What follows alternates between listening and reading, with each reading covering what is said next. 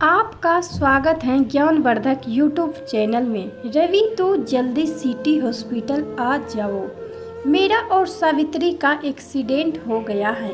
सावित्री बेहोश है और मुझे भी बहुत चोट लगी है। हम सिटी हॉस्पिटल जा रहे हैं, तू जल्दी से वहीं पहुंच जाना। मोहनलाल जी फोन करके अपने नौकर रवि को यह बात कहते हैं और फोन को रख देते हैं। रवि एक पल की देरी किए बिना सिटी हॉस्पिटल की तरफ भागता है और मोहनलाल जी और सावित्री जी तक पहुंचता है। वहां पहुंचकर देखता है सावित्री जी बेहोश है और मोहनलाल जी के हाथ पैरों दोनों में काफ़ी चोटें हैं। कुछ भले लोग अपनी गाड़ी में लेकर उन्हें अस्पताल में एडमिट कराने आए थे। हॉस्पिटल में एडमिट कराने के बाद वे लोग चले जाते हैं। रवि मोहनलाल जी पूछता है कि यह सब कैसे हो गया, तो मोहनलाल जी कहते हैं कि जब हम शादी से लौट रहे थे तब एक गाड़ी तेजी से आई और गाड़ी वाला हमारी गाड़ी को टक्कर मारकर भाग गया और हम दोनों की यह हालत हो गई। वह तो भला हो उन लोगों का जो हमें यहाँ तक ले आए। मेरी सावित्री का क्या हाल है? मोहनलाल जी रवि से पूछते हैं। रवि कहता है कि अम्मा अभी होश में नहीं आई हैं, उनके पैर में फ्रैक्चर है, एक्सरे होने के बाद ही पता चलेगा। रवि डॉक्टर के पास जाता है और डॉक्टर से मोहनलाल जी की और सावित्री जी के बारे में पूछता है, तो डॉक्टर बताते हैं कि हमने दोनों का एक्सरे कर लिया है। सावित्री जी डर और दर्द के कारण बेहोश हो गई थी, जल्दी ही उन्हें होश आ जाएगा। सावित्री जी के टांग की हड्डी पूरी तरह से टूट गई है, उनके पैर में रोड डालनी पड़ेगी और मोहनलाल जी के भी एक हाथ और पांव की हड्डी में फ्रैक्चर है, उनके एक हाथ और एक पैर में प्लास्टर चढ़ेगा। रवि यह सुनकर बहुत परेशान हो जाता है और मोहनलाल जी के पास आता है और उनके डॉक्टर की कई सारी बातें बता देता है। मोहनलाल जी परेशान हो जाते हैं। वह सोचते हैं कि अब कैसे होगा, बच्चे तो दोनों बाहर हैं, हम दोनों ही बिस्तर पर पड़ जाएंगे तो हमारी देखभाल कौन करेगा। मोहनलाल जी अपने बड़े बेटे दीपक को फ़ोन करते हैं, जो कि लंदन में एक सॉफ्टवेयर इंजीनियर हैं, और उसे अपनी एक्सीडेंट की खबर देते हैं। दीपक कहता है कि बाबूजी अभी छुट्टी मिलना बहुत मुश्किल है, अभी एक बहुत इम्पोर्टेंट प्रोजेक्ट चल रहा है और अभी बच्चों को भी स्कूल से छुट्टी नहीं मिलेगी क्योंकि उनके स्कूल में एनुअल फंक्शन चल रहा है और दोनों बच्चे पार्टी सेलिब्रेट कर रहे हैं। उससे फ्री होकर मैं एक हफ्ते के अंदर अंदर आने की कोशिश करूंगा। यह कहकर दीपक फोन रख देता है। मोहनलाल जी फिर अपने छोटे बेटे पंकज को फोन करते हैं, जो कि विदेश में एक मल्टीनेशनल कंपनी में काम करता है। पंकज कहता है कि पिताजी अभी ऑफिस में बहुत ज़्यादा काम चल रहा है और बच्चे के भी एग्जाम चल रहे हैं, तो अभी मेरा आना मुश्किल है। कुछ समय बाद समय निकालकर मैं आने की कोशिश करूंगा। यह कहकर छोटा बेटा भी फोन रख देता है और मोहनलाल जी बहुत घबरा रहे थे। संकट की घड़ी हो और कोई अपना पास ना हो तो हर कोई घबरा जाता है। मोहनलाल जी हॉस्पिटल में जिस बेड पर लेटे हुए अपनी गहरी सोच में थे और वहीं पास में स्टोर पर बैठा हुआ रवि मोहनलाल जी को बहुत गौर से देख रहा था। वो मोहनलाल जी से कहता है, क्या बात है बाबूजी, आप इतने परेशान क्यों हैं? तो मोहनलाल जी कहते हैं कि दोनों बेटों ने अभी आने से मना कर दिया, तुम्हारी अम्मा और मैं दोनों ही बिस्तर पर हैं, अब कैसे होगा? तो रवि कहता है कि आप क्यों फिक्र करते हैं, मैं और प्रीति है ना, आप दोनों के पास, हम दोनों सब संभाल लेंगे, आप बस आराम करो और जल्दी जल्दी ठीक हो जाओ। मोहनलाल जी की आंखों से आंसुओं की धारा बहने लगती है और अस्पताल में अपने बेड पर लेटे हुए छत को निहारते लगते हैं और अपने अतीत में खो जाते हैं। मोहनलाल जी और सावित्री जी के घर वाले उनकी शादी के खिलाफ थे, क्योंकि मोहनलाल जी गरीब किसान परिवार से थे और सावित्री जी जमींदार घर की बेटी थी। 10 साल तक दोनों ने एक दूसरे के लिए इंतजार किया, फिर दोनों के परिवार वाले मान गए थे और बड़ी धूमधाम से दोनों की शादी हुई। शादी के कुछ महीने बाद ही मोहनलाल जी की माता का देहांत हो गया। फिर कुछ महीने बाद पिताजी का भी हो गया। मोहनलाल जी के पिताजी के पास बस 4 बीघा जमीन थी और छोटा सा घर था। जमीन पर वह खेती करके अपने परिवार का पालन पोषण करते थे और मोहनलाल जी 10वीं के बाद अपने पिता के साथ खेती में लग गए थे। उनके पिता के देहांत के बाद वह खेती करते और सावित्री की पापड़ तोड़ते तो उनका शहर में बिकने के लिए भेज देती थी। सावित्री जी ने इतने बड़े बाप की बेटी होने के बावजूद शादी के बाद अपने पति का बहुत साथ दिया। कभी कोई शिकायत जुबान पर नहीं लाई। मोहनलाल जी जब उन्हें इस हालत में देखते तो उन्हें कहते थे कि तुम यह सब नहीं झेल पाओगी, तुम चली जाओ अपने घर। लेकिन सावित्री जी कहती थी कि जब मैं आपका हाथ पकड़ लिया है तो अब सारी उम्र साथ निभाऊंगी, अब मैं मरकर ही इस घर से जाऊंगी। जब उनके माता पिता कभी आते तो उन्हें देखकर बहुत दुखी करते थे और अपने साथ ले जाने को बोलते हैं, तो अपने माता पिता से भी यही कहती थी कि मैं मोहनलाल जी की हैसियत देखकर नहीं, उनका दिल देखकर शादी की है। हो सकता है आप किसी धनवान के हाथ में मेरा हाथ दे देते और उसे मेरे विचार न मिलते तो तब भी तो आपको दुख होता। और मेहनत में कैसी शर्म, मेहनत ही तो करते हैं, चोरियां डाका तो नहीं डालते। न अपनी बेटी की बातें सुनकर उनकी आंखों से आंसू आ जाते हैं और सर पर हाथ रखकर कहते हैं कि हमारी बच्ची बहुत समझदार हो गई है, बेटा तू सुखी रहो, हम बस यही कामना करते हैं। और फिर खुशी खुशी घर लौट जाते हैं। मोहनलाल जी और सावित्री जी दोनों ही बहुत खुश थे। मोहनलाल जी ने कभी भी अपने ससुराल से पैसे लेने की इच्छा नहीं की। उनके सास ससुर कभी उनकी सहायता करने की कोशिश करते तो भी वह मना कर देते थे। पैसे की कमी थी उनके जीवन में, लेकिन प्रेम की कमी नहीं थी। दोनों एक दूसरे से अत्यधिक प्रेम करते थे। वह दोनों कभी एक दूसरे से नहीं लड़ते थे, एक दूसरे का हमेशा ख्याल रखते थे। मोहनलाल जी और सावित्री जी की यहाँ 2 बेटे हुए, बड़ा बेटा दीपक और छोटा बेटा पंकज। सावित्री जी पापड़ भी बनाती और बच्चों को भी संभालती। मोहनलाल की खेती करके घर आते तो उनके साथ हाथ बटाते और बच्चों को भी संभालते। जब दोनों अपने दोनों बेटों के साथ खेत में जाते तो बहुत से सवाल करते थे। उनका जवाब देते देते दोनों कभी भी थकते नहीं थे। धीरे धीरे उनके प्यार और लगन मेहनत से उनकी खेती में भी वृद्धि होने लगी। आज पापड़ का काम भी जोरों शोरों से चलने लगा। देखते देखते दोनों सफल होते गए और एक बड़ा घर और 50 बीघा जमीन हो चुकी थी। दोनों बच्चों को भी अच्छी शिक्षा दी, बड़े स्कूल में से शिक्षा प्राप्त कराई। बड़े को सॉफ्टवेयर इंजीनियर और छोटे बेटे को आर्किटेक्ट बनाया। जब बच्चे थे तो दोनों बेटे अपने माता पिता के लिए झगड़ते थे कि माँ और बाबूजी मेरे हैं, लेकिन बड़े होते गए, व्यस्त होते गए और अपने माता पिता में रुचि कम होती गई और शादी के बाद तो माता पिता का नाम तक लेना भूल गए और दोनों ही विदेश में जाकर बस गए। उनको यहाँ का जीवन बोरिंग लगता था। उनकी पत्नियाँ अत्यधिक आधुनिक विचार की थी। यहाँ के रहन सहन में उनके दम घुटता था तो अपने पति को लेकर विदेश में जाकर बस गई।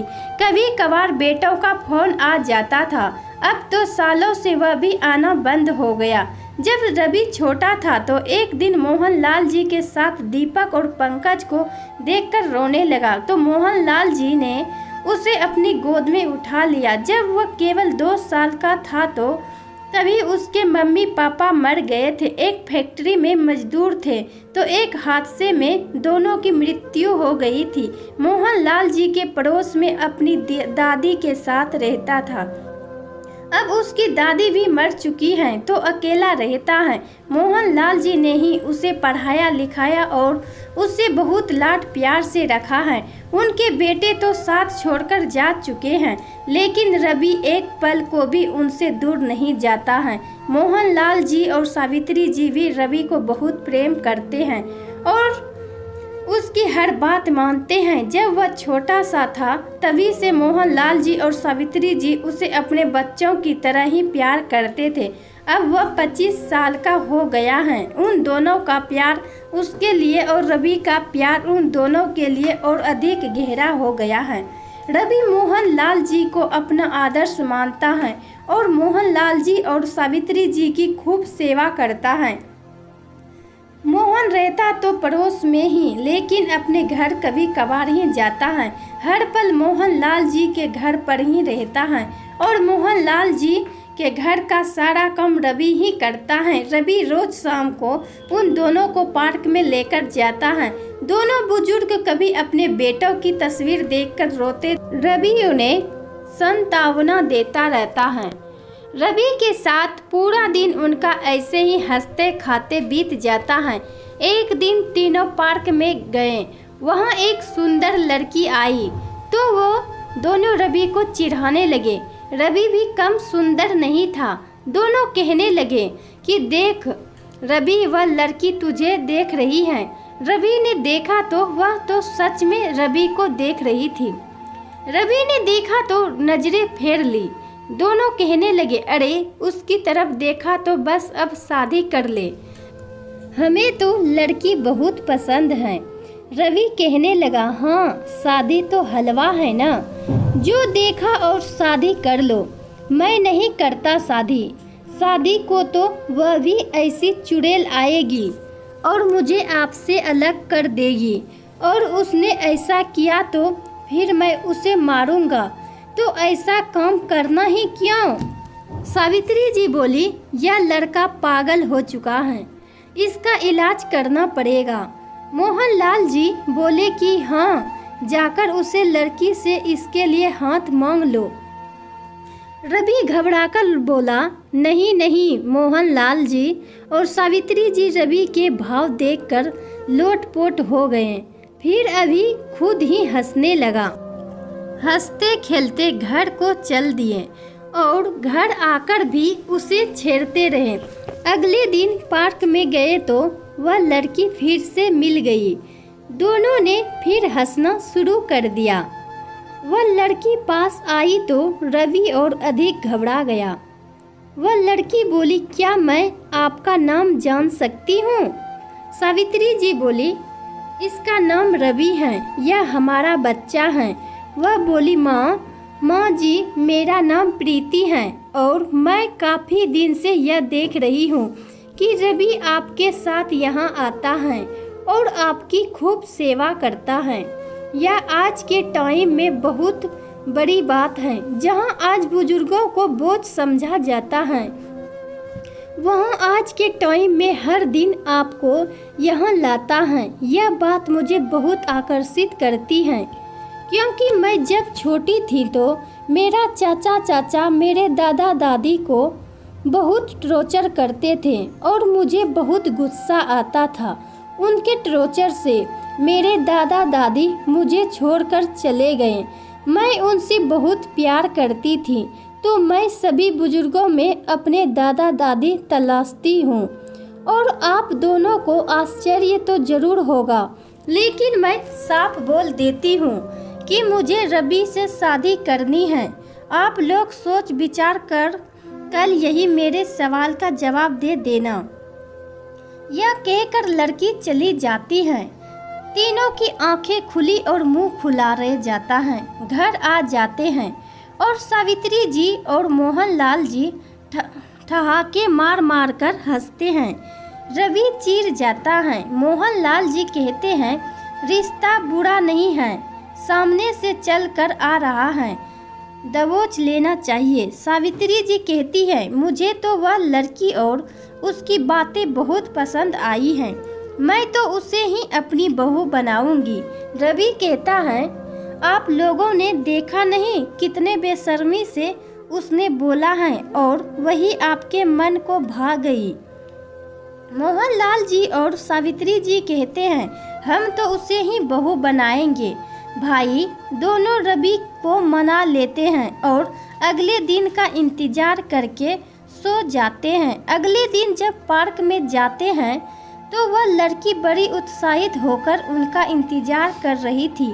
वे लोग उसके घर वालों को पूछते हैं तो वह कह देती है कि मेरे घर वाले मैं खुद ही हूँ, मेरे मॉम डैड नहीं हैं, मैं यहाँ हॉस्टल में रहती हूँ। और वहीं उनका रिश्ता पक्का हो जाता है और कुछ दिन बाद दोनों का शादी हो जाती है। प्रीति शादी के बाद कुछ दिन रवि के घर रहती है, लेकिन उसका वहाँ मन नहीं लगता है। सावित्री जी और मोहनलाल जी उसे अपने घर ले आते हैं। प्रीति एक पढ़ी लिखी और बहुत समझदार लड़की थी। वह बिल्कुल रवि की ही तरह थी। वह रोज पार्क में मोहन जी और सावित्री जी को देखा करती थी तो उसे उनमें अपने दादा दादी नजर आते थे। जब वह मोहन जी के घर में आई तो घर में चार चांद लग गए। रवि और प्रीति उन दोनों को खूब हंसाते थे। दोनों फिल्म एक्टर की मिमिक्री करके उन्हें हंसते हंसाते पागल कर देते थे। प्रीति उनकी इतनी सेवा करने लगी थी कि उन्हें पर भी नीचे ना उतरने देती थी। मोहन जी की जमा पूंजी इतनी थी कि वह सारी जिंदगी बैठकर खाएं तब भी खत्म ना हो। वह रवि को उसकी मेहनत आना देते तो वह गुस्सा हो जाता था। कहता था कि जब मैं यहाँ रहता हूँ, खाता पीता हूँ तो या किस लिए, इसे अपने पास रखो, नहीं तो मैं कभी नहीं आऊँगा। वैसे भी आप मेरी हर ज़रूरत का ध्यान तो रखते ही हो, तो फिर इस सब की क्या ज़रूरत है। रवि को उनके पास कितनी ज़मीन है इस बारे में भी नहीं पता था।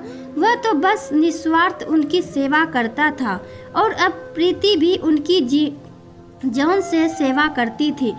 प्रीति बहुत हंसी मजाक करने वाली लड़की थी। कभी कभी सावित्री जी वह बुजुर्ग सहेली बनकर उन्हें खूब हंसाती थी। दोनों बुजुर्गों दोनों के साथ बहुत खुश थे। बस कभी कभी अपने बेटों की तस्वीर सामने आ जाती थी, उनकी याद में आंसू बहाने लगते थे तो रवि और प्रीति उनका गम दूर करने के लिए लाख जतन करते। दोनों बुजुर्गों को अपने सीने से लगा लेते थे।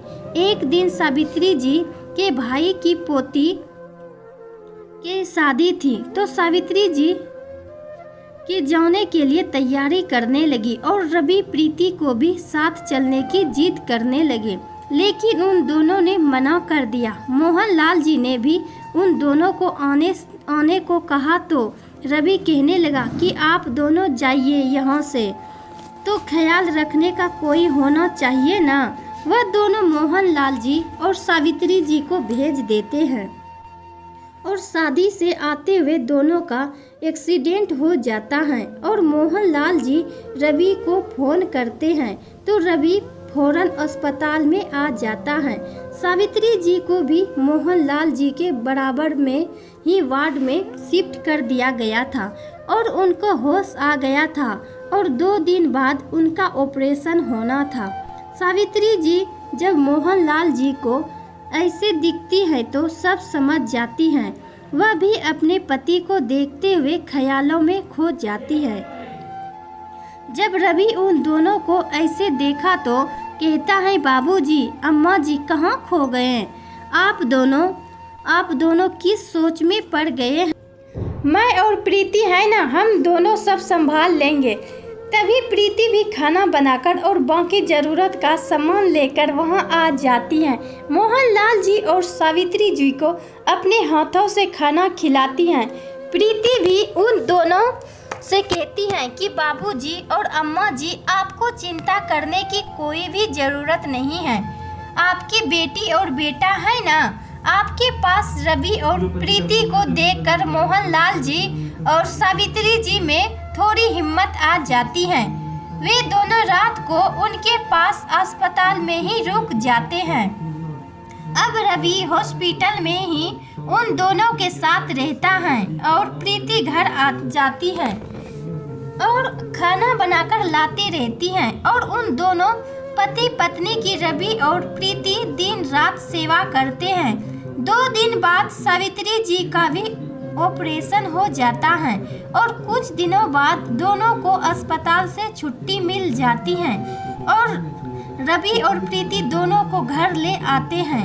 मोहनलाल जी और सावित्री जी को ठीक होने में अभी कई महीनों का समय लगेगा, तो रवि मोहनलाल जी की और प्रीति सावित्री जी की सेवा करने में दिन रात लगे रहते हैं।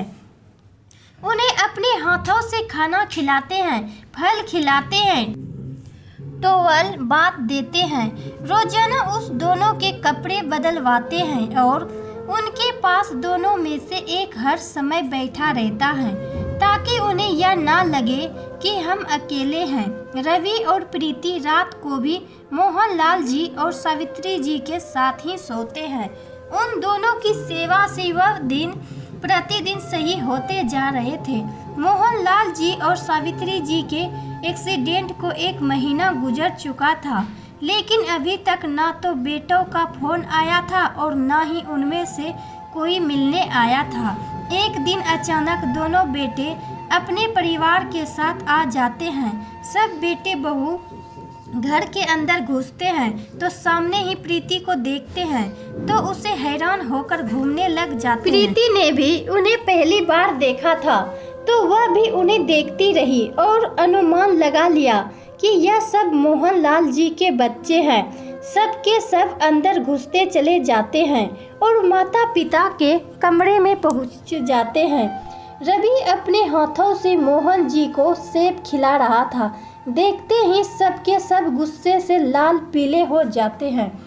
माता पिता भी उन्हें देखकर चौंक जाते हैं। दोनों माता पिता को उन्हें देखकर जरा भी खुशी नहीं होती है। सब के सब माता पिता के चरण स्पर्श करते हैं और उनका हाल जानते हैं। मोहनलाल जी उनका जवाब नहीं देते हैं। सावित्री जी कहती है, हम ठीक हैं, तुम सुनाओ किस लिए आना हुआ। दीपक कहता है कि माँ यह कैसा सवाल है, हम आपके लिए आए हैं, आपका हाल जानने के लिए आए हैं।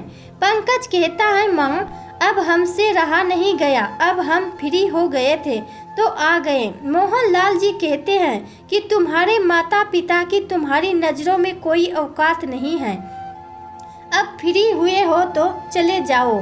हमारा एक्सीडेंट हुआ, हम मरने की कगार पर थे, तब तुम लोगों को जरा भी शर्म नहीं आई और अब जाकर यह सब ढकोसला कर रहे हो। दोनों बहुएं भी अपना उल्लू सीधा करने में लग जाती हैं। मोहनलाल जी और सावित्री जी उनकी तरफ से ध्यान हटा लेते हैं। इतने में प्रीति मोहनलाल जी और सावित्री जी के लिए सूप बनाकर लाती है और रवि और प्रीति दोनों उन्हें अपने सहारे से उठाकर सूप पिलाने लगते हैं। तो दोनों बेटे बहू हैं, यह सब देखकर किट उठाते हैं और दीपक जलकर कहता है, देखिए बाबूजी, हम यहाँ मालिक नौकर का प्यार देखने नहीं आए हैं, हम भी काम से आए हैं। जब आप अपना फरमान सुना ही रहे हैं तो हम भी मुद्दे पर आ जाते हैं। आप लोग तो अब भले चंगे हो गए हैं और इन नौकरों की बदौलत और अच्छे हो जाएंगे। यह इतना बड़ा घर और वह जमीन है, इसे बेचकर आप हमें हमारा हिस्सा दे दीजिए। दोनों बेटे और बहुएं इंडिया माता पिता का हाल चाल जानने नहीं, अपने पिता की जमीन हड़पने आए थे, क्योंकि दोनों भाई विदेश में अपना अपना काम करना चाहते थे। दीपक और पंकज को अपनी अपनी कंपनी खड़ी करनी थी, उसके लिए उन्हें खूब पैसे चाहिए, जिसके लालच में वह इंडिया अपने माता पिता के पास आए थे और आकर अपने हिस्से की बात करने लगते हैं। दीपक और पंकज के मुंह से हिस्से की बात सुनते ही मोहनलाल जी का पारा 7वें आसमान पर चढ़ जाता है। आपे से बाहर हो जाते हैं, चिल्लाकर कहते हैं कि तुम लोग शर्म बेचकर खा गए हो, गैरों के बीच रहकर तुम भी गैर हो गए हो, तुम्हारा दिल भी उन लोगों की तरह पत्थर का बन चुका है। माँ और बाप करने की कगार पर थे और तुम दोनों ने एक बार भी हमारा हाल चाल जानने की कोशिश नहीं की। यह भी नहीं सोचा कि हमारे बूढ़े बेबस लाचार माँ बाप किस हाल में होंगे। और अब भी तुम लोग आए हो तो हमें देखने के लिए नहीं बल्कि हिस्सा लेने के लिए। ऐसी औलाद पर सावित्री जी भी कहती हैं, तुम दोनों इतने गिरे हुए निकलोगे मैंने कभी सपने में भी नहीं सोचा था। जिन माँ बाप ने तुम्हें पाल पोस कर इतना बड़ा किया, तुम्हारे लिए इतना दुख उठाए, और तुम उन दोनों ने उन्हें ऐसे छोड़ दिया जैसे कि वह कोई पुराना सम्मान हो। और अभी अगर आए हो तो बस अपने मतलब के लिए। मुझे अपने आप पर भी शर्म आ रही है कि मैं तुम जैसे कपूतों को जन्म दिया। धिक्कार हैं ऐसी औलाद पर। सबके सब फटी नज़रों से माता पिता को देखने लगते हैं। दीपक और पंकज हकलाते हुए कहते हैं कि माँ पिताजी हमारी बात तो सुनो। मोहनलाल जी कहते हैं कि जिस जायदाद के लालच में तुम लोग यहाँ आए हो वह तुम्हारी नहीं हमारे खून पसीने की जायदाद है। उसमें तुम्हारा कोई अधिकार नहीं है। अधिकार तब होगा जब तुम हमारे साथ रहते, या इतना भी नहीं तो कम से कम हमारे साथ होते। जब हम दोनों बूढ़ों को तुम लोगों की सबसे ज़्यादा ज़रूरत थी तो सब तुम्हारा ही था, लेकिन अब फूटी कौड़ी भी तुम्हें नहीं मिलेगी। हमारा सब कुछ उन बच्चों का है जिन्होंने हमारा ऐसे समय में साथ दिया, दिन रात एक कर दिए, हमारी सेवा में जागते रहे। अपनी औलाद तो निकम्मा निकला, लेकिन भगवान ने हमें रवि प्रीति के रूप में हमारे माँ बाप जैसी औलाद बख्श दी है। रवि और प्रीति मोहनलाल जी को लगातार देखते रहे। रवि का नाम सुनकर बेटे बहुएं और भी मुंह बनाने लगे। मोहनलाल जी कहते हैं कि अगर 5 मिनट तुम लोग यहाँ रहे तो मैं भूल जाऊँगा कि मैं तुम्हारा पिता हूँ। अगर तुम लोग यहाँ से नहीं निकल गए तो मुझे पुलिस बुलानी पड़ेगी। वह बेइज्जत करके तुम्हें बाहर निकालेंगे, इसलिए बेहतर होगा कि खुद इज्जत से चले जाओ। वह लोग तब तक नहीं हिलते हैं तो किशन जी अपने वकील को फ़ोन करते हैं और उन्हें आने को बोल देते हैं। वकील साहब आते ही अपने बच्चों के सामने ही अपनी सारी जायदाद रवि के नाम कर देते हैं। सब के सब हैरान रह जाते हैं। रवि और प्रीति की आंखें खुली की खुली रह जाती हैं। अब बोलने के लिए किसी के पास कुछ नहीं बचा है। सारे बच्चों के होश ठिकाने लगा चुके थे। अपने माता पिता की सारी जायदाद अपनी आंखों के सामने से किसी और को होते देखी तो उन्हें बड़ा झटका लगा। अगर वह मोहन जी के बुलाने पर आ जाते तो आज यह दिन देखना ना पड़ता और सारे जायदाद के वारिस वही लोग होते। लेकिन सपने अपने पैरों पर कुल्हाड़ी मार ली थी। करते भी तो क्या करते, सब के सब दिल महसूस कर वहाँ से चले जाते हैं और पछताते कि आज मैं जलते लगते उनमें से आप में ही लड़ाई झगड़ा होने लगते हैं।